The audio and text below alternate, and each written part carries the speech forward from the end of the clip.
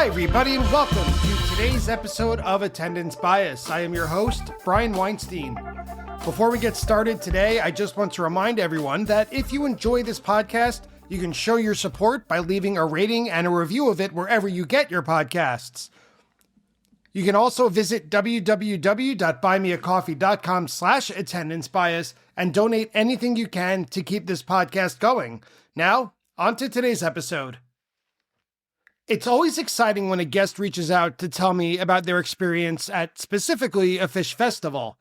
On Attendance Bias, we've heard pretty much about all of them, except Big Cypress and Coventry. But wait, today's guest, Matt Leaf, messaged me to tell about his ride to a forgotten festival, a, quote, proto-festival, as we call it throughout today's episode.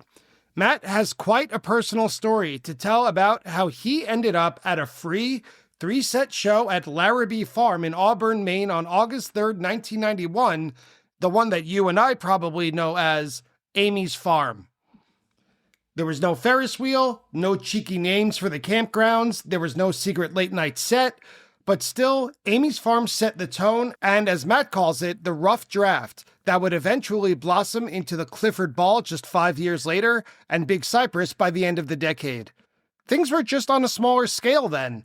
Matt explains how he gets into the scene through his older brother's love of the Grateful Dead in the mid-1980s, and then some fortuitous connections at a Maine summer camp steered him into the direction of Phish, which in turn led him to this free show that has lived in the tape decks of thousands of fans for years.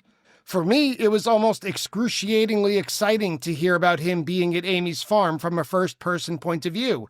You can even hear my voice speed up at certain points of our conversation because I wanted to know more and more about what it was like to be there. Matt showed up big time today, giving all of the details that stood out in his memory, as well as giving his take on the big picture of, quote, what it all meant, both at the time it was played and in retrospect from today as we look back and listen. There's a lot to digest in today's episode as we join Matt Leaf to talk about sound quality, sold-out t-shirts, and extension cords as we time travel back to Amy's Farm on August 3rd, 1991 in Auburn, Maine. Matt, welcome to Attendance Bias. How are you? Welcome. Thank you so much, Brian. It's great to be here. I'm so glad to have you here for today's show, and I'm tripping over my words already, because whenever a guest suggests a festival, I kind of have this anxiety, this excitement anxiety of, wow, that's so much to cover, but also, wow, I can't wait to hear about what it was like to be there for the guest. And today's episode, the show that you chose, August 3rd, 1991 at Larrabee Farm, but I think colloquially everyone knows it as Amy's Farm, has been almost like a white whale to me, because it was one of the first tapes I ever owned, my most listened to tapes, I think. And it's just this idea of having a proto-festival, this idea that Phish started something without maybe even knowing what they were starting, and now us, all these years later, experiencing it. This is what this podcast is for. It's for time travel. Yeah. So thank you for being here, and thank you for suggesting this, I think quite literally, legendary show. I do agree it's legendary. I count myself as very lucky to have been there, and it was total accident that I found out about the show about 2 days beforehand. Didn't have the wherewithal after my first show to sign up for the update, but thankfully someone at the same camp as I did get the update, which let us go to Giant Country Horn show earlier in the summer. And then one of her friends called, and she happened to be near the phone. This is back in the days before cell phones and everything. And she found out, she just came running out of this cabin and told me, they're playing here for free 2 days from today. And it was just a total accident. And I feel so lucky to have been part of that. And I feel so lucky to be able to hear you and talk to you about it. But before we get to 1991, before we get to your friend telling you about it and the free show and the update and the postcard that I've just read about in the Farmer's Almanac, let's get a profile of you as a fan. Let's hear who Matt Leaf is with the Attendance Bias Lightning Round. Sure. Attendance Bias Lightning Round. Matt, when was your first Phish show and what do you remember most about it? Yeah, my first Phish show was 2/16/91 at the Marquee Club in New York. I know you did a show about their first show there that was not that long before. It was December Yeah, it was the end before. of 1990. I think it was December 28th, Correct. It was 1990. like before they really had New Year's shows, but like it was the closest thing to a New Year's show. And there's a lot of story around this. I mean, I was a huge Deadhead at the time, and I had been indoctrinated into the Dead by my brothers who were 6 and 8 years older than me. So I was like stealing tapes from them and like learning about all these songs. And it wasn't until 1987 when I was a freshman in high school that my parents finally let me go to a Dead show. And that was great, but it was also meant like people immediately thought this guy's a touch head. He's only into this band because In the Dark came out and it's popular. And like I want to see Morning Dew, my first show. That's what I really wanted to see, and I missed it by one night. And so the Dead led me to Phish through a store that you've covered on your podcast called Prime Cuts in Rockville Center, where I grew up. And at that store, you could get Dead tapes for the cost of a tape and a buck fee to pay the people who were doing all the taping work. And that's how I got like Cornell 77 and just like so many legendary things. And I became really fast friends with Don, who ran that store. You interviewed the second manager he had, Kara. Before that, he had a manager named Carol, who was a great friend. She was not into the Dead, but she just was an awesome person. And they had an employee there at the time named Sue Diamond. I think that's her last name.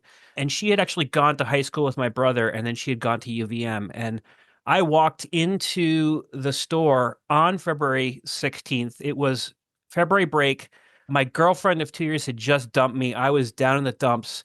And she said, "You have to come see this show tonight." I said, "Sure. What have I got to lose?" And so they dragged me into the city. I knew nothing that I heard except for Take the A Train and Hendrix's Fire, and then there was a Rocky Mountain Way jam in the Possum that they did. Everything else was brand new to me, and I was like blown away by this scene that was there. There were Deadheads there, there were Zappa freaks there were people who didn't fit any kind of mold that I'd seen before. And the band had just like this awesome geeky energy. I could tell right away they were super committed to playing and like listening to each other, but it was nothing like the Dead in so many ways, even though that was like the early comparison everyone made. And I remember being up in the balcony of the Marquee trying to remember little snippets of things because I was like, how am I going to find out what these songs are? And Divided Sky stood out because that's like the only thing they sang in that song. And then like the Bag It Tag It thing stuck out because that's like the only part that I could really understand that was being said. But it just was like this whole new world was open up to me. And so much like feeling at the Dead shows that I was kind of like this young, maybe not so welcome fan. This was like I was in at the ground level on something. It was amazing to see. And I knew these guys were destined for greatness. I think that's a very common tale in the Yeah. broad strokes. I mean, in Yeah. that the Dead, I mean, they're always going to be popular. Right. Now that even what 4/5 of them are no longer alive, Yeah. Right. their music is going to last forever. You and I will be long gone, and there will be 15-year-olds first discovering the Grateful Dead. It's going to be forever. It, And it happens to me at work all the time. Kids come in and be like, I hear I need to talk to you. So my students yeah. like, yeah, exactly. Same, and we're both teachers, or at least Yeah. we're both in both in education, and that's my theory. That the reason that head shops will always be in business, they're recession proof, is because there's always going to be a 14-year-old discovering Dark Side of the Moon. It's going to be new to someone every day. Yes. Yes. And so the Grateful Dead will be evergreen. They'll be forever popular. But there's like you are telling this story, there's always this sense of ownership and exclusion when it comes to niches, when it comes to someone's niche. So my sense, and this is not an original sense, is that in the early to mid 90s, like 1990 to 1994, let's say, Gen Xers felt like Phish kind of had some connective tissue, if not musically, maybe culturally, with the Grateful Dead, and that being on the outside and it feels like our own. But for Gen Xers, it's like, oh, this is our generation's version of that, even though they don't really sound anything alike. it's like our counterculture, even though I think it's like totally actually part of the culture. The Dead were called counterculture, and I think that there's like nothing more American than what the Dead were doing in so many ways. I think it was like our little like counterculture thing, and I love when people said like, "Oh, they're like the Dead," right? And I would play something like Dinner, a movie for them, and be like, I don't know if it's really like the Dead."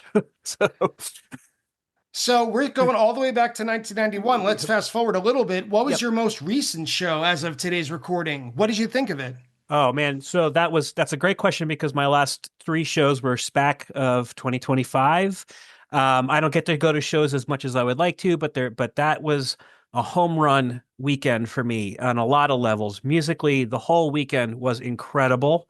The first night, I had the privilege of taking my daughter, who's 22. She grew up listening to a lot of this stuff. You know, when she said what she really wanted to hear that night was either Lizards or Reba, I knew I'd done something right as a parent.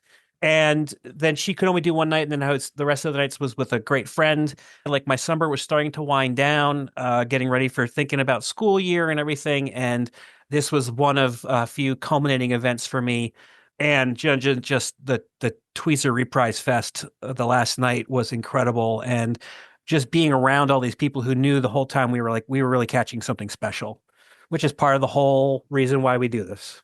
What do you think when it comes to bringing a child? I don't have kids. When I say a Yeah, child, you just mentioned your daughter's 22. She's an yeah, adult. She's yeah, not yeah, a yeah. child in the Yep. strict sense of the word. Based on our conversation we just had about that it felt kind of exclusionary from the Grateful Dead scene to newcomers in the early 90s. Did you get any sense of that when like through her eyes with newer Phish fans? Because the way I feel when I go to Phish shows these days, I look around and I say, wow, the crowd is getting younger and younger. Yeah. I mean, the reality is I'm just getting older Yeah, and that's older, true. Yep. but there's always new fans at every Yeah. show I go to. So that's a great question, and also just reminded me like I chuckled because on the third night they did play Reba, and I had to text her, which I hate to do during a show, but I had to text her. And then right next to me there was a dad with his two kids who were like I would say tweens, and they were so psyched to see Reba, which is and just watching the pride on this dad's face as his kids were singing along to these like fast, ridiculous lyrics was really incredible. And I think one thing about SPAC that's really nice is that they have a kind of a decent family section. You can have your kids be there and not be exposed to some of the debauchery that happens in places. And so I kind of like that about SPAC. I wonder about shows being the best place for kids at times, but I think I've seen people do it really right, which is awesome. Yeah, the fans are just they're always onboarding. There are always new people coming in, and I don't forget what it was like to be that Deadhead youngster in the late 80s and early 90s that some fans scoffed at just based on my age. I always like I look for the new fans at the shows and like want to be able to answer questions for them. So I can joke with my friends about being a jaded vet, but I'm not that jaded. I really just like to let people like discover stuff and be available for them because I asked so many questions at these first few shows I went to when I was getting started, and people helped me out.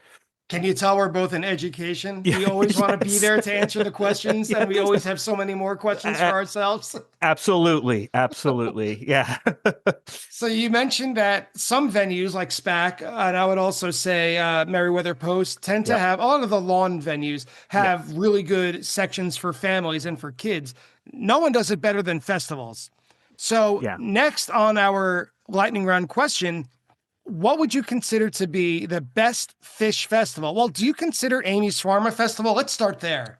Yeah, that's a great question, and I you called it proto-festival. That's exactly the term I've used when describing it in the past. I do think it was. It has this totally homegrown aspect of what that they put this thing on. They did all the logistics, and while it was an early draft, I do see the groundwork that was laid for eventually, to a lesser successful extent, in terms of the setup.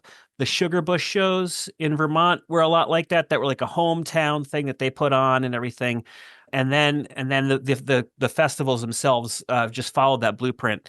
Funnily enough, the same camp that helped me get to Amy's Farm the next year in 1992, I had a camper whose uncle was Ian McLean, Oh, who of course, was Ian's Farm. yeah, exactly. So that's the proto festival, right? That those were just parties that they threw. That tape's famous with the dogs barking Sure. and everything. So So yeah, I think it is like the first festival because it's the first thing that they really just like decided we have to do this for our fans and and through this event. They definitely took notes with each draft and they got it down to a science eventually. If we do consider Amy's Farm a festival in, in a proper noun sense, Yeah, let's say other than Amy's Farm, and I'm also going to exclude Big Cypress from this because I think that's the obvious answer. yeah. What would you think is the best Phish festival other than Amy's Farm or Big Cypress? That's a great question, and I have to break it into categories and also have the caveat that I didn't see nearly as many festivals as I wanted to. But I would say in like the 1.0 era, the best festival for me was the Went. I think like they just like the playing, you got the Went Gin, obviously, and everything like that. But like they just put it on display about how this is a collaborative effort. That was through the visual art stuff they did and everything. And I just love that they're playing up in the middle of nowhere in Maine. So I think that to me was one of the best. And then I did get to see Magna Ball in 3.0, and I just was like reflecting back on my experience of 1991 free event that they threw compared to being at this place where like ice trucks were coming around so you could refill your coolers and they had family camping sites and everything. And I just like that for me is the best 3.0 festival or post 2.0 festival. I don't fall for the 4.0 thing because it wasn't their choice to shut things down during COVID. I think it's all still 3.0. So Listen, between you and me, I agree with you.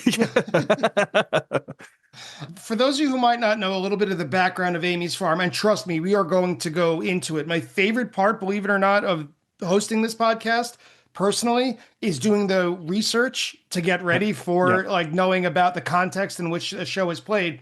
So I did a lot of research for Amy's Farm. And for those of you who may not know, the band sent a postcard to anyone who was on their mailing list as an invitation for this show. And it has vague directions on it. It doesn't have like a true map. It just kind of has a X marks the spot with like street or route numbers on Yep. there. Like this is where Amy's Farm is. So I need to know, this is a little Phish adjacent. Which GPS app do you think is best? Because none of these obviously were available in 1991. Do you go for Waze, Google Maps, Apple Maps, or do you just stop at gas stations and ask for directions? You're hitting on a topic that's kind of near and dear to my heart because I look at how my kids drive and how they can't find out how to go anywhere without the GPS on. I remember visiting a friend in Boston when I was in college, and like I did it all with written directions, on the steering wheel. Like, and Boston is notorious for having horrible street signage and stuff like that. Given it was 1991 and we only had the information that was on that postcard, but we also had this awesome resource called the Maine Gazetteer, like an atlas just of Maine. And it was famous at the camp because we were often going on trips up these roads with remote routes. So the Gazetteer is what got us back there in 1991. And then some like little homemade signs that we finally caught sight of at some point on the drive. But nowadays I use Google. I think Google bought Waze. Yes, I think so. Yeah, Just and like they bought like a weather app a couple years back. Yeah. correct. I used to like to use Waze because it would like find you the shortcuts, and then I started feeling really guilty that I was driving through some people's neighborhoods to get around traffic and stuff like that. So I just stick with the Google Maps. So let's get back to Phish. If you Yep. could take a time machine back to any Phish moment, either on stage or off, you could be a fly on the wall or you could be right in the center of it. Where or when would you go? Yeah, this is a good one because you always think about the things you missed. Like I can't believe I missed that show, and I spent some time thinking about this question. You did send it out in advance, and I'm just going to say 1995. That to me was the peak of the band that I fell in love with. I love the band now. They're a very different band in a lot of ways, and I think 95 was that like culmination of the super composed, tight stuff that they were doing, and that like really intense listening, and then like this emerging kind of letting go to jam. And I have so many shows from 95 that I would love to revisit again. And then there's all the shows from 95 that I missed, including New Year's. And finally, the question I ask everybody, what is the weirdest thing you've ever seen at a Phish show? I had to think a lot about this. Like, there's certainly weird moments on stage with the great chemistry those guys have and the oddball sense of humor that they have. But the thing that kept coming back to me, and it was not from the brightest of years, but was at Coventry, some guy, I would say he was maybe pushing like 350, and the only thing he was wearing was an extension cord he had wrapped around himself. So that just stood out in my mind walking down the runway up there. That is probably the weirdest thing I ever saw.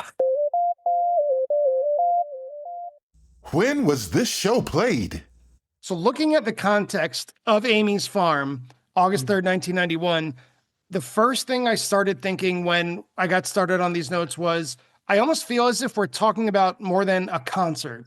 Yes, it's 3 sets. Yes, it has a gazillion songs, and it's the culmination, I would argue, of a part of their evolution, but it's more than just a show. Like we're almost talking about a turning point in the band, in their evolution, like a turning point in live music and festival culture. Because like by 1991, Phish was, for the most part, moving out of their college Main Street club era, which I love talking about. I love talking about the late 80s, early 90s of Phish. But they were starting to play small theaters, especially in the Northeast. Yeah. Right? They were regularly playing the Student Union at UMass Amherst or the Haunt in Ithaca, the Wetlands in New York City in 1990. But when you start scrolling down throughout the calendar year, and they're playing hundreds of shows in This is 1990 and 91. The Road Warrior days. Like they just Yes. put so many shows on during this stretch. Right, in their van, in their truck. Yeah. So 1991, as you scroll down on Phish.net or Phish.in and look at all their different set lists and the venues, they're starting to level up. Now they're playing the Capitol Theater in Port Chester, the Somerville Theater in Massachusetts, or the Colonial Theater in New Hampshire. These shows that, to me, resonate, these venues that resonate because I've had all of these tapes. Yeah. And the sound quality is either soundboard or it's brilliant audience because it's small enough, but they're playing these venues that were built for live music. Yeah. So they live on in my memory as these timeless, beautiful, amazing shows that also the set list is always choice because they're all the songs that we had to learn to get into the band. Yeah, and they're like now bust outs, right? But that was what they're playing almost every night, or every other night or something like people freak out about now. Right. Yeah. And this was all in the Northeast. The band was still playing these teeny tiny clubs and venues and building their following whenever they ventured, for the most part, outside of the I-95 corridor. Not always, like they're making inroads in the Midwest and trading opening slots with Widespread Panic below the Mason-Dixon. Yep. But if I had to guess, I would think that around this time, around the mid-year of 1991, 8 years into being a band, this was probably, and talking about being a fly on the wall for Phish conversations, this was probably about the time that the 4 members of Phish dedicated themselves to being in this band for life and nothing else. Like college, we graduated, or some of us, they didn't all get their degrees at this point, but they're kind of like, this is what we're going to do. Now, I don't know this. I have no idea. I've never read that. But when you look at just the dedication they put into it, I have to imagine this was it. The turning point was mid-1991, and Amy's Farm specifically is, oh my God, look what we've built so far. Like, I've been in bands that have lasted for 4 months, but while I was in the band, I thought, oh, this is going to be the rest of my life. Yeah. Yeah. I think there was something else, and this is just theory on my part, but I think behind the scenes, they had signed with Elektra at this point, and they had recorded Picture of Nectar. And they had also recorded that Dude of Life album. Crimes of the Mind. Crimes of the Mind, yeah, at the same time. So I think those things either had happened or were about to happen, and I think they knew they were at this inflection point. Like, they had done so much on their own terms, which I think was so important, and I'm so glad that they had the integrity to stay that way, that even when they got to negotiating a contract with a major label, they kept it on their terms in so many ways. And I think they knew things were about to start changing. But impossible to tell how it would start changing. Yeah. I agree with you, but it's kind of like a yes and, but also like 1991 seems like they took their creativity, their experience playing together, and they turned it into a vision. That vision is Amy's Farm. Like you said, that they were just signed by Elektra Records. That episode we referenced earlier with Sue Drew, formerly of Elektra Records. The reason she was at that show in December 1990 at the Marquee was because she was sent by Elektra to see if they were worth signing. Yeah, that was they were sniffing around. The record companies were. They were being courted by record labels, but they also said, we've been Phish for 8 years, 6 with Page. We've started to develop a dedicated following amongst our core audience and outside of our hometown of Burlington, Vermont. How can we capitalize on this in a way that's uniquely ours? And the obvious answer for guys who kind of got their chops playing a college town is, let's throw a party Yeah. and invite everyone Yeah. without involving anything from the music industry as it existed at that time. No sponsors, no ads, no admission fees. You know, it's just, let's just have a big party. Like, in other words, things were starting to coalesce. Yeah. They had this access to land because of Amy Skelton, their first fan, her family's horse farm up there, and they knew they had a site to do this. I know that there's a lot of finagling to get the town to be okay with it, but I think Mainers are always like, as long as you're not going to make a problem for me, I guess it's going to be okay. So Yeah. It's a very kind of like libertarian sort of. Yeah. So to set it up, and to your point, there is, luckily for us, a tremendous amount of information about Amy's Farm, the show, not the farm itself, available online and through various forms of media. And there's videos on YouTube that have been available for years. It used to be on VHS. So, but my favorite source of background information is what led up to the show and its notes on Phish.com. For those of you who don't know, click through the set lists on Phish.com. There's a tremendous amount. Kevin Shapiro, their archivist, really earns his keep. So I have a long kind of monologue, but feel free to cut in and cut me off at any point. I just found this so interesting. I hope that my listeners do too. So here's what he says, quote, "As early as the fall of 1990, the band had been discussing a possible free show at longtime friend and fan Amy Skelton's Larrabee Farm in Auburn, Maine. When visiting Maine to play at Thunderbirds in Portland, the band checked out the field of the farm to survey it as a possible venue. The concept of Amy's Farm," he put this in quotes, "was to put on a free, naturally beautiful, large," and in parentheses, Kevin Shapiro adds, the average show size at the time was around 1,000 people, "to put on a free, naturally beautiful, large outdoor show where fans could camp after the show." Sound familiar? Yeah. The event would commemorate the band's 8th year together. Sometime around their show at Bates College on February 2nd, 1991, so just 6 months ahead of the actual show, the concept became a reality and the date was set. Planning began soon after. And they kept it a secret for so long too, right? Like that's just also quintessential. Like this little mailing came out in the middle of the summer. Right. I didn't know that. That was going to be my next question for you. Here's what the mailing read. Quote, "Driving along in a love van a short time ago, it suddenly dawned on us that we were only a few months away from our 8th anniversary as a band. We started thinking about all of the friends we'd met over the years, and we realized that it would be great to throw a party to thank everyone for the good times." And that's the whole message. That's the whole greeting. And then they give, like we said, they give the directions and everything on the back. And I think I didn't have the mailing at the time, but like I think their summer tour dates came out through a regular, what's now called the Schweiss, but was just called the Phish update at the time. And then this card came after that tour was over with the giant country horns. Yes, when you look on Phish.in, when you look at all the recordings, it's interesting because that website, which is like a godsend, it has it grouped by tour, and I couldn't find Amy's Farm to start with it. I had to scroll all the way to the top to the shows that are, quote, not part of a tour. Correct. It's a standalone event. Yeah. So Amy Skelton said, quote, "When John Paluska and I began to actually plan, I started by visiting my neighbors and local businessmen to inform them of the party. I also drew up a list of guidelines with a map of the fields and area with informative warnings like wear shoes in the hayfields and be careful with fires," like talk about a band that knows their audience. Yes. The guidelines went out as an invitation postcard to the band's mailing list. Then I went to the police department and said, "I'm having a big party with a band that's free to the public." They scratched their heads and asked each other what rules might apply to this sort of thing. Finding none, they referred me to the health department and the town of Auburn. For $150, we hired a guy with a tanker truck full of water. We rented about 20 porta-johns, and in parentheses, Kevin Shapiro wrote, "By contrast, Lemon Wheel would require 600 plus." I also had to meet with the fire department, about routes of egress for emergency vehicles. I had to blaze a trail through the woods with a chainsaw. We thought it would be funny to carve an arrow in a log and leave it in the trail as a directional tool. It ended up working against us because lots of folks fell over it in the dark.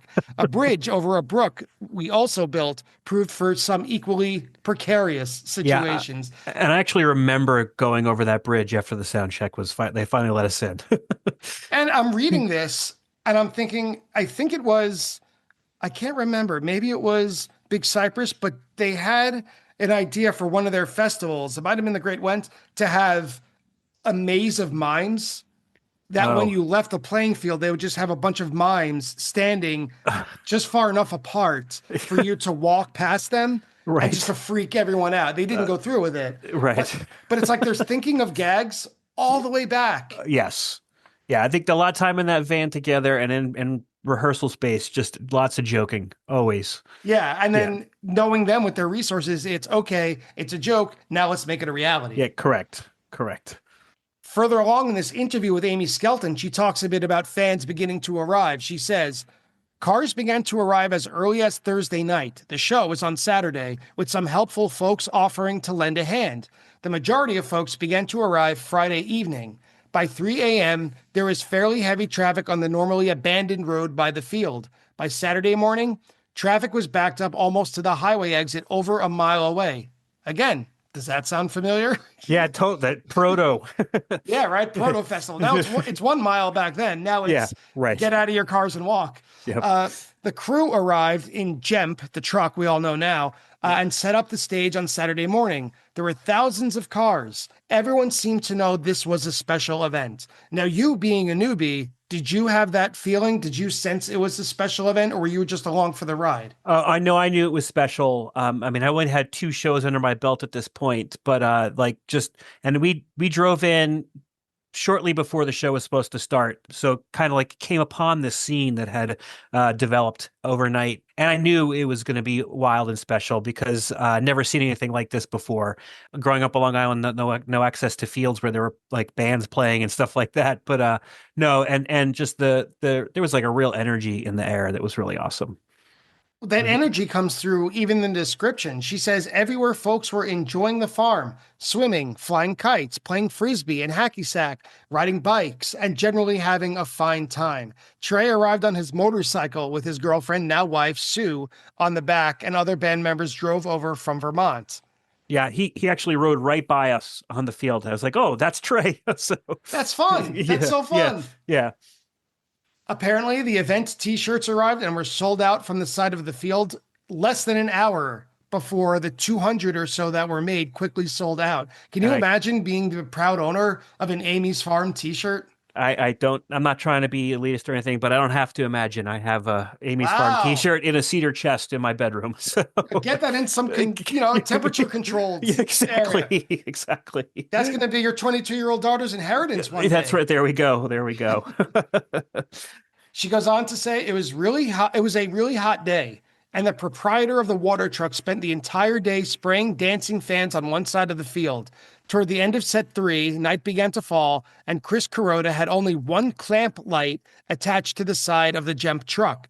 He had a single-colored lighting gel in his hand and provided lighting ambience as he alternately added and removed the gel from them in front of the light. The final encore, Harry Hood, Trey said, "Have a good time tonight. We're going to be out there partying with you." The party lasted well into the wee hours, both in the field and in Amy's farmhouse. And this is kind of the key, in my opinion, that takes it all home. Amy remembers it was a celebratory atmosphere. The following day, it began to rain around 5:30 a.m. The crew had left all the equipment set up on the stage, and they had to hustle to load it into the safety of the Jemp truck as quickly as possible. My trustworthy pals and I began the cleanup process, which was made easy because people had been so good about collecting and bagging trash during the gig. Really halcyon days. Yeah, totally. And that spirit that, we get turned into the green crew and all that stuff that helped make things happen was all there. Now it's not so much a DIY atmosphere. Did you go to Mondegreen? I did not go to Mondegreen. Okay. No. Mondegreen, in my opinion, although it was very fun, they had all the trappings of a festival, it was more of like a rent out this space and turn it into a Phish festival. Yes. Yeah. Whereas it was more like, and others were, let's take this open, empty, vast field and create it from the ground up. Yeah, I mean, Watkins is great, like because the infrastructure that's there and everything to make things possible. But I mean, the magic of those festivals was that you were in the middle of nowhere. Most people would not have known what the heck was going on, and that was certainly the case here in southern Maine. So you've already told us a little bit about who you were in the summer of 1991 and what led you that you worked at a summer camp. Was that in Maine, you said? Yeah, it's the camp that I went to as a kid. I think it's probably the most formative institution I've ever been like fortunate to be part of. Like it helped me figure out who I wanted to be as a kid, and then I worked there throughout college, and it definitely helped like me figure out more. It's why I'm a teacher. It exposed me to the outdoors, which is like a big part of my life. And so Camp Kiev figures prominently in the Amy's Farm experience. Not only because of my ability to be there, but part of the whole story. And I don't know if you want to get into that now. Go for it. I will say, like, I had just graduated high school the summer of 1991 and was about to embark on the college experience out in Ohio at Kenyon College, another great institution in my mind. And I had this awesome opportunity to go back and work at the camp of my youth. It's a place that I felt like this was an obligation because it had been so important to me. As I mentioned earlier, like that previous winter, I had been exposed to Phish for the first time. And I had Lawn Boy. I was able to order that on CD right after my first show. And I burned a copy of the tape. I can't say burned because that wasn't available at the time, but like I copied. You dubbed a copy. Yeah, there we go. Dubbed it. Dubbed a copy of Sue Diamond's Junta tape, and had those were the only two sources of Phish music I had at the time. Like I did not have any access to tapes. Those weren't really available at Prime Cuts yet. The band was just still too new. And so when I got up to camp, which was just going to be an awesome summer to begin with, I quickly found the people at camp who knew Phish, and that included some older counselors who had tapes. They were lucky to go to like shows in 89 and 90 and stuff like that. So I got my hands on all these other shows and like all of a sudden had access to songs I had never heard before, although some I had heard at my first show, but I just didn't know it at the time, and made friends with some people at the camp. It's important to note, like every session, there are 2 sessions each summer, you would get 2 days off and 2 nights off. We used one of our nights off in session 1 to attend the Hampton Casino ballroom show with Giant Country Horns the session before, and that was like a pretty wild time. A bunch of us went down there, and then session 2, I hadn't signed up to use one of my days off, which was starting to get pressure from the directors, like you got to pick a day, because then it gets to the point where you can't take days anymore as the session's ending. And then, as I mentioned, my friend Alice got this phone call that Phish was playing a free show 2 days later in a field in the middle of Maine. And I quickly went and put my name on the calendar for that. Some other counselors were really bummed to be missing out on this, and including my one friend Wyatt, who I'd made at a camp that year. He really wanted to go, but he'd already used his days off. And then just by luck, the oldest cabin of campers had come back from their trip the night before, long voyage. And somehow the counselors in that group convinced the camp, you don't really want these kids just hanging out in camp. Like they're the older kids. They should have this opportunity to go check out some cool stuff. And they convinced the director to let them take a busload of kids, teenage kids, to this Phish show. That's absurd. It's totally That's absurd. It's really absurd. And these kids were changed. Like there was wild stuff. No, thankfully, nothing totally wild was going on. But we've got high school, like kids who are about to go into high school or maybe freshman year of high school, go into this thing, and like there's a naked girl walking around. There's 4-foot bongs out in the open and things like that. And this music that some of them were like, what the heck is this? But it was like a field day for them. They did probably more exploring of the field than I did because I was pretty transfixed on the stage. But 2 years later at the Roseland Ballroom February shows of 93, there's Sam, Camper Sam is right there in line with us. And like, it was that day, it changed his life. And he hung out with us for those 2 shows, even caught Popper's harmonica when he threw it off the stage at one point. Yeah. And then 2 years later, he calls me up, or 93. No, sorry, not that spring. He calls me up. He was home on the East Coast to see those shows at the Roseland. And then I guess his boarding school was out west. He had just done a whole run in California, including catching a partial Gamehin show where they played the songs all in order with some narration, but they didn't play all of the songs. I think that was in Sacramento. And then in Santa Cruz, he got up on stage and told the prison joke when Fishman wouldn't tell it. And I guess his dorm master heard the joke and he got in a lot of trouble for it. But yeah. But so these kids were totally transformed. It's wild that they got to be there. But there was a cadre of us who had no concerns about like having to be back at camp at a certain time. Like I knew I had the whole day off. Drove there with my friend Wyatt, who somehow finagled his way into being an extra chaperone for the older kids, but he had to leave at a certain point. So I had a ride there and I wasn't sure how I was going to get home.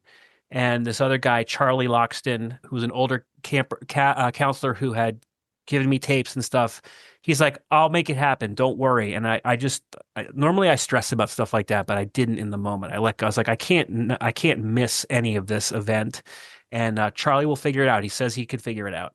I knew that Charlie was likely to do that when we were walking in. Before you could go in, you had to wait in this one field while they were doing sound check, which was just sounded so weird because there was a woman singing with them.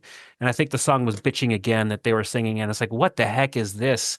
But once that sound check was over, we were allowed to walk in, and we walked over that bridge that you described earlier, and we're walking into the field where the venue is. And Mike walks by and he's like, oh, hey, Charlie, and who I'm walking next to. And he's like, thanks for writing that article about us. I think it was Tufts that Charlie went to or something. But like, he's like, you really got it right. And so I was like, all right, Charlie's got the good luck today. He's going to get us a ride home. But I was in this field, camped out in my spot. Even though I wasn't working, was keeping an eye on what those long voyage kids were up to, because it was like it wasn't the best concert experience. It wasn't the best atmosphere for them to be in, I guess.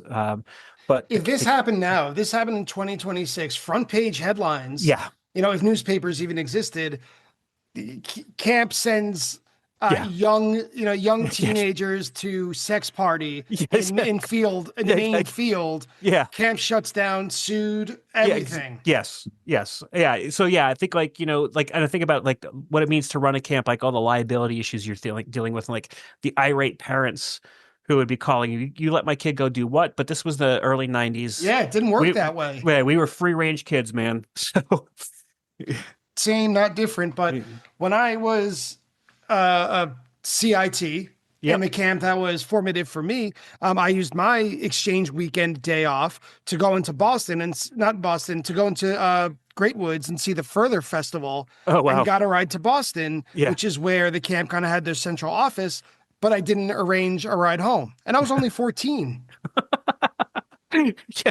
So I'm stuck in Boston with no one, nowhere. So, I got back, obviously I'm here to live to tell the tale, but now that I'm in my 40s, my early 40s, I'm thinking 14, and I teach 13-year-olds, some of them who turn 14 before they leave to go to high school.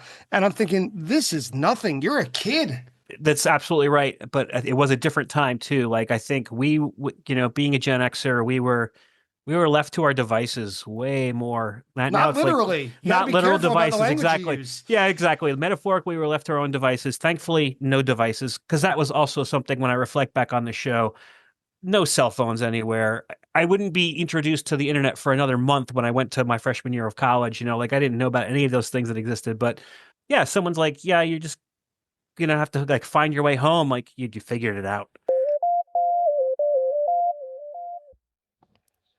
Hi, everybody. Brian here to welcome you to the set break of today's episode of Attendance Bias.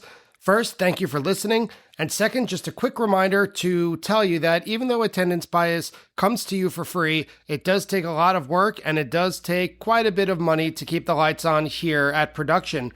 So I just wanted to ask a small favor if you could support the podcast in any number of the following ways. If you could leave a review or a rating of it on whichever podcast app you use. If you could spread the word, telling a friend or someone you think may be interested in it about it. Or probably the most concrete way is to go to www.buymeacoffee.com/attendancebias and donate however much you can financially to help with the continuing costs of Attendance Bias. So thank you again so much for listening, and I hope you enjoy the second half of today's episode. So let's take a look at the show itself. For anyone who hasn't heard it, number one, pause this, go look up Amy's Farm, whether it's on YouTube or on Phish.in, and listen to every note of it. It is essential listening for any Phish fan. But it is 3 sets. And when Matt and I were going back and forth, I did ask him, and you used this language. I loved it, Matt, to make a Sophie's choice. Yeah. Because 3 set shows, whether it's Halloween, New Year's, or in this case, a festival, we just can't cover everything. It's just impossible for a podcast. So I wanted to ask you to just pick what you would consider highlights or maybe the most important tracks. So for set 1, you chose to start things off Foam, which is the second song of the show. Wilson opens it, and then Foam. It's a soundboard recording, which is beautiful. And there's a jam that begins at 3:20 where Page begins playing this beautiful, fluid jazz.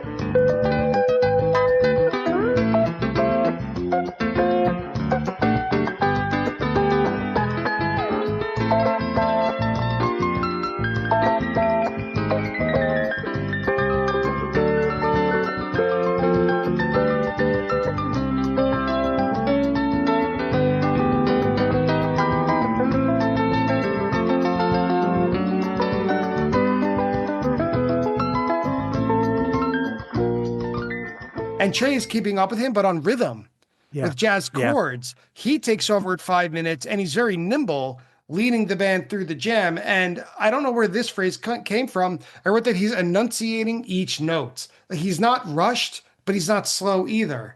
And this is like a perfect version of Foam, especially from the early 90s when this song was hitting its peak. Yeah, that's exactly why I picked it. I think it's a great version of Foam, and like I just think that song is just a great embodiment of what this version of the band was, where they were. And I think part of that, there's always been a very democratic band, but in the listening, this happening, like you described, some of the interplay that's happening between Trey and Page with the jazziness going on there, like that was always part of who they were. I will say that in these early days, Trey was distinctly the leader of the band. And I think there's a lot of reasons for that. I think that they were still working on who they were going to become with the listening exercises that they were doing that allowed them to later stretch jams out in new, interesting and directions. You know, some of those early like that early tweezer from Bangor, you know, like that's kind of a tough listen. Like, you know, it's 30 minutes. It's a commitment. Like now they're like way more practiced at that kind of stuff where it kind of feels loose rather than like an exercise. But just these were all just starting to really grow as a band. And this song to me typifies early Phish. It's probably one of their more complex songs. I did get to see Trey play it at his I don't want to say solo acoustic because like there was the rescue strings were there and Jeff Chansky was there, but he did play it solo acoustic at SPAC right after COVID, and I loved when he called it a campfire ditty because it is just such an odd little song, but it's about the interplay. I think this song really captures what it was like in those days. And you talk about Trey's playing, enunciating each note, like he was a very different player back then. People called him like Machine Gun Trey. He was younger. His fingers were way more nimble. There were rumors that like, you know, he would just spend hours playing scales and guitar and melodies on the guitar. When they got to hotel rooms, he would sit in the closet and like, just like work on exercises. And you could hear that in what's going on.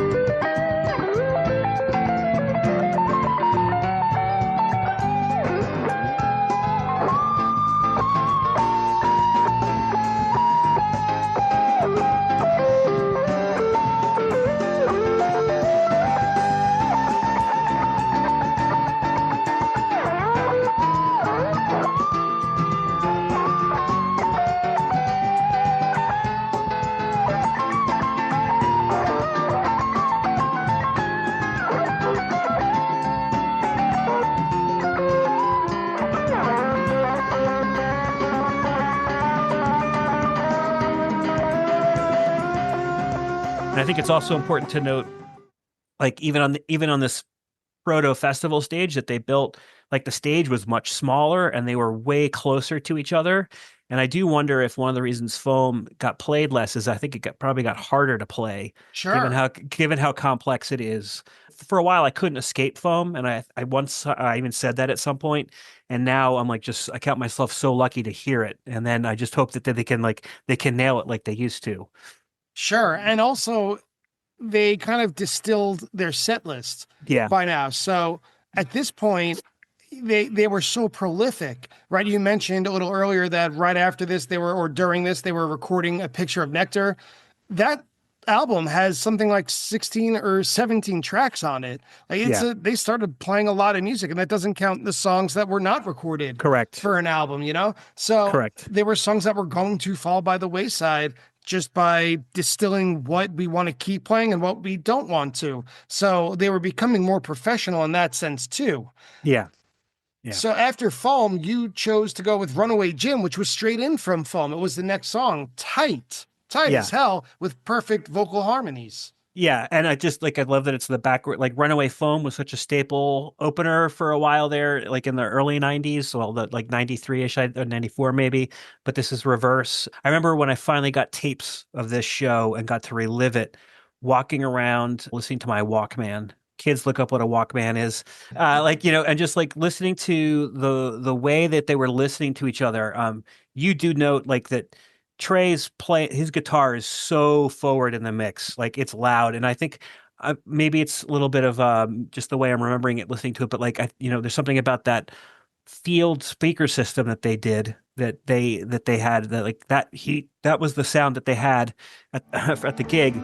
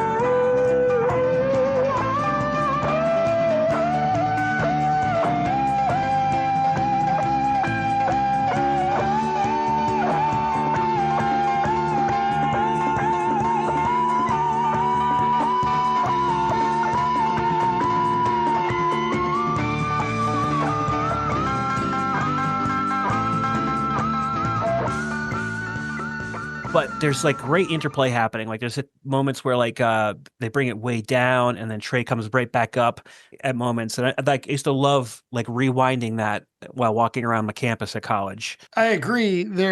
Trey is extremely forward. There were times where I had to strain to Yeah. hear any of the other three instruments. And I wonder, as John Paluska mentions, that at that time, the average capacity for a Phish show, or at least the average attendance, was 1,000 people. Yeah. And that's in a small club. Right. So were they really prepared in terms of their gear to play in an open field to who knows how many people listening, how far back? It seems like Trey was. Right. I don't know right. what Fishman's drums were. Yeah, right. I think they were trying to figure a lot of that stuff out. I remember like a show in '92 talking to Paige after the show, and he was describing like the new speaker array setup that they were trying because they're starting to play bigger venues, and they had just like broken this thing in this one night. But I know that prior to this, they had played Arrowhead Ranch, and I don't know if like that sound system was provided by Arrowhead Ranch or whatever. But this they had to do all on their own. So who knows like what they didn't know in terms of trying to set this up for a big open space. And to end set one, at least our selections from set one, the second to last song of the set is the one you mentioned earlier, Divided Sky. It's right after the Sloth. Huge crowd cheer when it starts up. So everyone there is in the know. Yeah. Right? This isn't necessarily casual fans. These are Yeah. people who made their way to the middle of nowhere, to a field in the middle of Maine. So there's a great organ sound, and it makes the overall sound bigger. The organ does. And I think this is a benefit of having the soundboard. Yeah. Because there's a point at about 4 minutes where it sounds like everyone dropped out. but Right. it doesn't. You noted that there's very subtle playing on the Hammond organ by Page. Yeah, he's just gently filling in the background. And there's also worth noting, like, this is the days before the long pause. There's a brief pause before the note, and they go back into that beautiful composed section. One of my favorite Trey composition pieces right there. People go back and watch that YouTube video. You might spot my big head jumping up and down during the bouncy section of this song. Because, like, yeah, this was a song everyone was psyched to hear. And also, just one last note on their sound quality, or at least their sound development. Trey is a little bit distorted, but does he have control of his tone and his sustain? Yeah. Yeah. And there's one note, it sounds like it's going to go on. It's like the note. yes. He's got one later on in the show during Stash. It's even longer. I remember playing a tape for someone who was joking. It was like the emergency broadcast system phone. It was because it was just so long. But the sustain he could have going on here was crazy.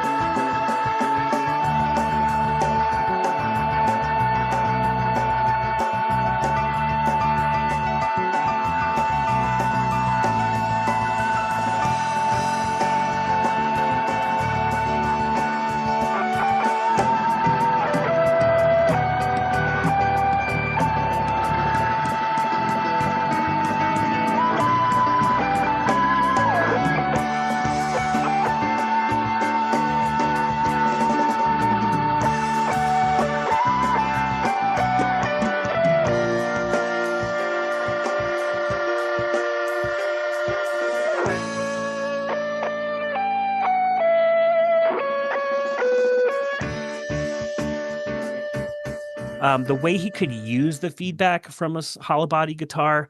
And I remember reading articles years later about how he talked about how hard it was to play that first Languedoc, the Marmar or the Blonde, that he had to like actually position his body certain ways to make notes work on it and not get bad feedback and things like that. So I used to think like he was trying to like, this is early Jedi days, I guess. Like I thought he was conjuring things when he was just twisting and turning, but I think he was trying to make that guitar work.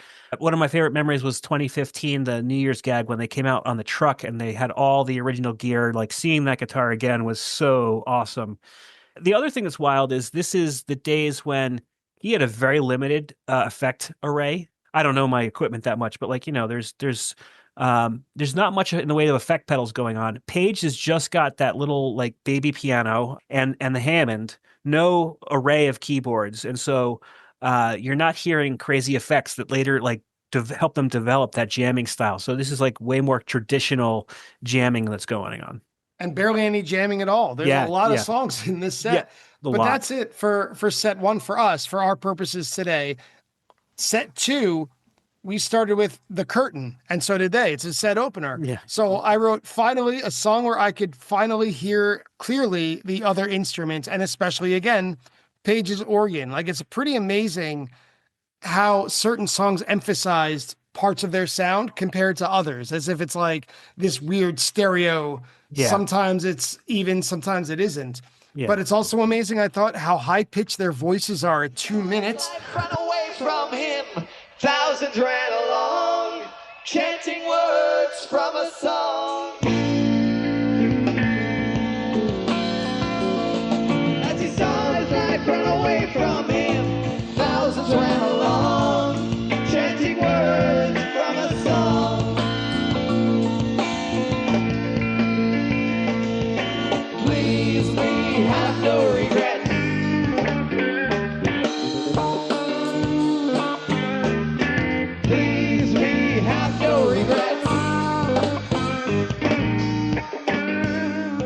We are so, at least I am so used to hearing them in 2026, or at least the 2020s. I like to hear what's the latest Phish is up to, that when you hear something from so long ago, they were babies, they were kids. Yeah. And they were still like learning a lot about how to play certain songs. Including this one. Yes. I wrote, and tell me if you agree or disagree, I think I know the answer, that The Curtain, or The Curtain With, depending, deserves to be mentioned alongside You Enjoy Myself, Divided Sky, Dinner in a Movie, David Bowie, when it comes to complexity and accessibility or inaccessibility, depending on the listener. It's so complex. It's so underrated and underplayed. The curtain is 1000%. I would put it up there with Reba too, in terms of like that compositional stuff that's going on. Like I was lucky with those tapes that I got earlier in the summer. This was a song that I had been exposed to, and I was just so psyched to hear it because it's got that oddball compositional stuff going on, the complexity, lyrics that make no sense whatsoever. But yeah, I tend to agree. It is a song that should be played way more frequently. But then we're up to your favorite. Right after the Yes. curtain, Reba. So it's still in the time when the band was earnestly singing the lyrics. I know Yeah. you mentioned when you first heard it, you couldn't really understand and it's Yeah. got the bag it tag it. Yeah. But you could hear Trey's vocal inflection in Yeah. pronouncing certain words. That's pretty much gone. Yeah. Now These it's like days. mechanical. Yeah. Yeah. Not like in the negative way, but like it's yeah. Yeah. And so like after the composed section though, it's on the Phish.net jam charts. This is their words. It's described as, quote, Trey's wonderful tone in the jam proves as perfect as the perfect antidote for a minor flub in the composed sections. They have high standards over Yeah, there they on do. Phish.net. Fishman drives a fiery jam with Trey riffing through a set of wonderful ideas, delivering cool blasts of notes markedly sustained, culminating in more Dave Energy Guide like playing. Yeah. It's got everything, apparently. It's got everything. And I think you made a note in your notes too, like Mike's bass sounds awesome in this. And I was transported back to like, that's what Mike's Languedoc bass sounded like at the time. But like he really starts driving that jam once it's happening too.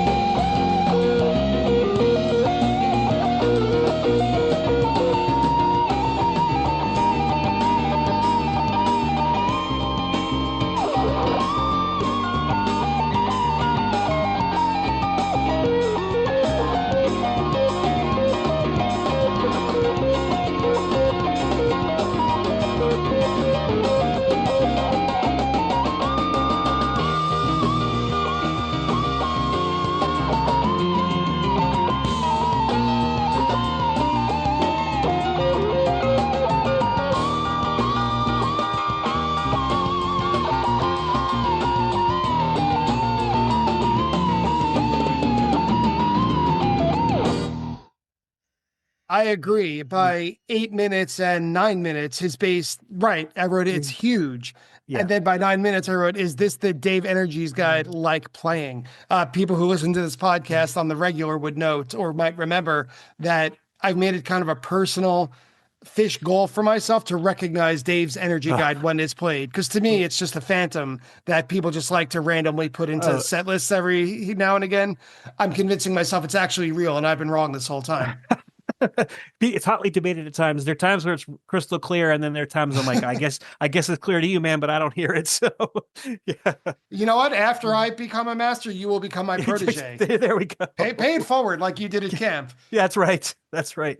And I do have to mention, like, this song was just my first favorite. I knew they played it at my first show. It was on that disc I was able to get, the Lawn Boy from the Pluto Go-Go release. I played the heck out of it. Probably drove my parents crazy with it. But there was just something I loved about, like, that contrast between that composed section and I believe, like the story and the lyrics, it's like scraps of compositional ideas Trey had accumulated over time, and then that release that happens in the jam. And then I had a friend, I still have a friend, but my friend in high school at the time is a brilliant musician, and he's like pointing out, like, they're playing a canon here, like the way Paige and Trey are like chasing each other in sections, like, and that's, I don't know, like, he's like, who does this in rock and roll?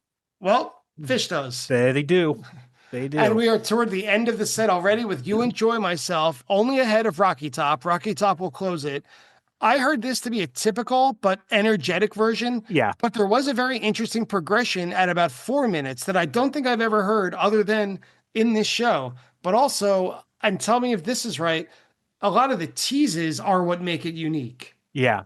I didn't write the stuff down about it, but yeah, the teases were so much more frequent back at this time. Yeah, it's a lot of TV show theme songs like I Love Lucy is in there. And that pops up later. Yeah. Right, it comes up again. Yeah. And the teases are very frequent in the early 90s, which is what I love about this era, in that it's as if you could play guitar and just play whatever you think of in real time and make it fit in terms of which key you're playing in and the tempo you're playing in. To me, this is what makes Trey a wizard, or at least at that time, that's what put him above others. I agree completely. And I remember reading some interview where he talked about like more important than playing scales was learning how to play a melody. So like something like I Love Lucy or Jeopardy, like those are things he would figure out. And then like, he would figure out how to incorporate them in different keys and stuff like that into jams and stuff. He says it probably helps him come up with those awesome themes that he does now on stage. Yeah, not to say that other than the theme, the teases that this You Enjoy Myself isn't worth listening to. It is, because there's a lot of guitar-led jamming, and Fishman is who caught my ear this time with some really great drum fills that seem to push Trey. That, that becomes that symbiotic thing where then he does a crazy guitar lick and that pushes Fishman even more. And then they drop out for the drums and bass. And there's a very long vocal jam to end it. This is probably the longest track of the set. Yeah. And a notorious vocal jam in some ways. What starts out as "Don't put no sticks in your bottom" becomes "No gerbils in your bottom," which concludes the vocal jam.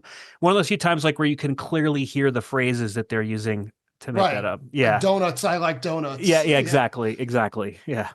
Yeah. And we are toward the third set already with Fluffhead, which is right in the middle of the set. So I have to ask you, in terms of timing, around what time did they start? I had to guess the sun was going down just because of the length of the show. It had to be by now. What was the timeline like? Because now people get really excited when they have a festival, or at least Mexico even, and they release the set times. Man, I wish I could remember completely. But I think the show probably started like somewhere around 1 or 2. We are in early August, so there's still a lot of daylight in that day. I don't remember there being dark until the end of set 3 or the encore. Wow. Yeah. So, and like, as your notes earlier, Amy, reflecting on, like, they had one stage light clamped to the side of the Gemp truck, not the like robust light show that you, even then Kuroda like was special, right? He was working with so much less, but like he was so in sync with the band. There was none of that happening at this show. So Fluff had there's a little wordplay with Fluff went to New York in the middle, and then some really extreme guitar effects. We just got off a big conversation about their gear, so we could maybe go a little lighter here. Yeah, and I just imagine that there was just so much experimenting in band practice, and then like, how do we work this? How do we make this happen again in the live setting? Yeah, right. I agree. I'm sure that because this felt like this has the feel of, yes, it's a performance, but it's like all your friends are here. Yeah, like the festivals always have like, well, they tend to always have like that much more laid back vibe. Something about them, and that was there at this show. And then there's a big guitar jam that takes us through the rest of the track. Just pure joy. Yeah, pure joy at the end of Fluffhead, as it still is today, by the way.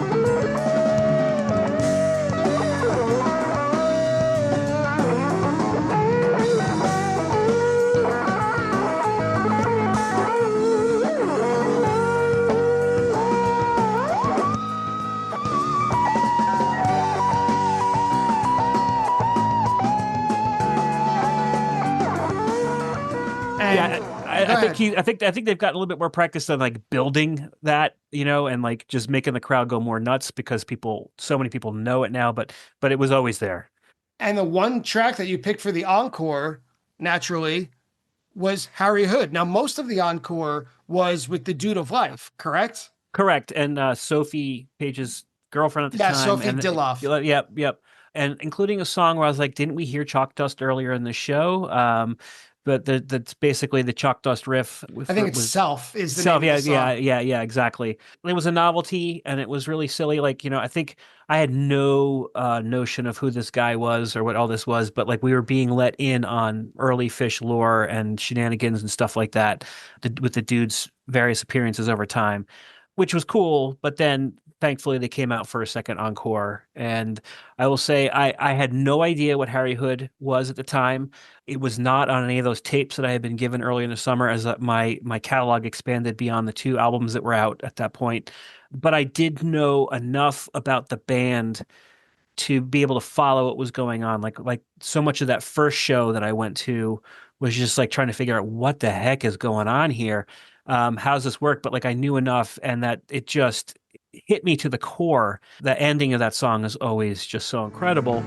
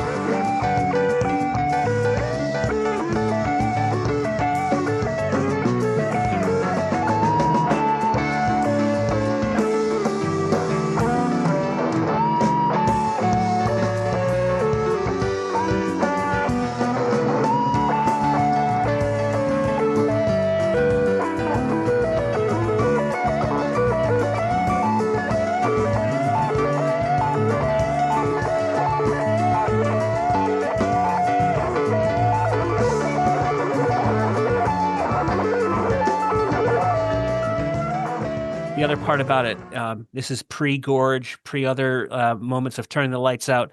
I do remember that the Maine sky with full of stars was part of that encore for me. It was just like, here I am in one of my favorite places in the world, and this song is incredible.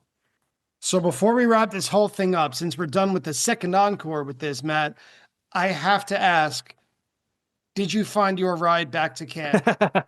We did. Charlie, like at the last minute there, he bumped into someone who I think she might have worked at the camp years before or something. And it was no short ride. I don't know where she was going, but she agreed to drive us back to Damariscotta. And we convinced her that like if she drove us back, we'd treat her to food at Moody's, which is this institution in Waldoboro, Maine, one town north. Go check out Moody's, folks. One of their slogans is "Pie solves everything," and I couldn't agree more. But so got that ride back, which was just a miracle. And sitting at Moody's, I drink my coffee black, but I was just playing with the little Hood creamer cup that was on the table. Naturally, yeah. And Charlie told me the story about what that song was about, and it's about like when. There was 2 interpretations he provided. We know now it's like the Harry Hood that was on the billboard outside where they were rehearsing. The lights would turn off. But he also said it's like when the hood is in your fridge and you close the door, where do you go when the lights go out? So yeah. And it was like the first time I've been like schooled on a song after hearing it. So If you weren't schooled by Amy's Farm, I think that everyone listening to the show who wasn't aware of it has been schooled on Amy's Farm. So Matthew, thank you a trillion times over for letting us in on this turning point, not only in Phish's career, but in your life. I don't think anyone is ever going to break my door down to want to tell about Coventry, but I think this might cover all of the festivals. I don't that's know, awesome. but I'll have to double check that. That's so awesome. Thank you. Yeah, my pleasure. Thanks for letting me relive these halcyon days of mine. I like dug up the old camp annual, which with the equivalent of a yearbook. It's way more low budget than that, but I was just having so many great memories come back. And that's it for today's conversation with Matt Leaf about Amy's Farm. Now, if you didn't get this impression, I'm here to tell you that Matt and I seem to be really cut from the same cloth in that we're both huge Phish nerds. We've read up on probably hundreds of interviews, listened to thousands of hours of music, but just the same, we got to make sure we got everything right. Attendance bias fact check. When telling about getting into Phish, Matt says that some older Grateful Dead fans in 1987 referred to him as a touchhead. For those of you who may not know, this was a derisive term used for new, younger fans in the late 80s and early 90s who were turned on to the Grateful Dead because they heard Touch of Grey on the radio or saw the video on MTV. Although Matt was not in that category, lots of older, crusty Deadheads would assume that just by looking at a fan. So for any newer Phish fans out there listening to this episode, just know gatekeeping has been a problem long before Phish ever showed up. When Matt mentions the attendance bias episode about Prime Cuts, the head shop in Rockville Center, Long Island, Matt correctly name-checks the owner named Don and that I interviewed the second manager named Kara. Let the record show that Don was also a guest on that same episode. Matt's first show, February 16th, 1991 at the Marquee in New York City, is a classic. I haven't listened to the whole show yet. There's some audio missing. It is an awesome club show that's a perfect representation of the band at that time. They had a mix of jazz, prog rock originals, covers, and even a pretty strong jam in Fluffhead. You can also hear the crowd singing along to most of the tunes in this small club, which I love. A little later on, Matt mentioned that while he worked at his summer camp, one of his campers' uncle was Ian McLean. Ian McLean is the Ian from Ian's Farm, the show that's dated August 21st, 1987. Now, if you haven't heard the Ian's Farm show, there's a lot to unpack here. It's meant for its own episode. But if Amy's Farm was the first draft of Phish's large-scale festivals, then Ian's Farm was the first draft of Amy's Farm, if you follow me. The show is 3 sets long. It has setlist rarities, teases, a couple of debuts, false starts everywhere, and even some songs in completely different versions than what we know today. Plus, as Matt mentions, the recording picks up dozens of dogs barking throughout the show. If you or anyone you know attended Ian's Farm and would like to talk about it, please get in touch with me. The reason I couldn't think of which Phish festival had a planned mime field wasn't just because the mime field never happened, it's because the festival itself never happened. From what I could find, the idea of dozens of mimes somehow guiding you out of the concert field post-show was a gag that was planned for Curve Ball, the canceled festival from the summer of 2018. Gotta be honest, I don't know if I could have handled all those mimes. When explaining the time-off logistics at his summer camp, Matt mentions that he had to request time off and ended up going to see Phish play with the giant country horns at the Hampton Casino Ballroom. This is not anything like the Hampton Coliseum. This is up in New Hampshire. This show was played on July 18th, 1991. Apparently, after the band finished playing Guela Papyrus, the promoter came on stage to tell the crowd that they were dancing too much in a ballroom. Trey then told the fans that they could instead dance on their chairs. He even offered a prize of a date with Fishman to the fan who danced the best on their chair. Camper Sam, who was lucky enough to be bussed to Amy's Farm and then became a fan for life, saw the Sacramento Gamehead show at the Crest Theater on March 22nd, 1993. And then he's the one who told the infamous prison joke on stage at the next show. That show was on March 24th, 1993, at the Luther Burbank Center for the Arts at Santa Rosa, California. Sam, if you're out there, I'm sorry that recording got out and your prep school couldn't handle it. When discussing Phish's jazzy roots, Matt mentions that the early tweezer from Bangor, Maine is a tough listen. He's referring to the well-known version that was played on November 2nd, 1994, and it appears on a live one. It's widely regarded as one of, if not the first really experimental versions of Tweezer that goes out there to the point that I don't know if he'd be blamed for shutting it off or skipping past some parts. Matt said that one of his favorite New Year's gags was in 2015 when the band came out and played on top of their truck with all their old gear. The Jemp truck set was in fact on New Year's Eve 2013, and it's one of my favorites as well. And that's it for today's episode.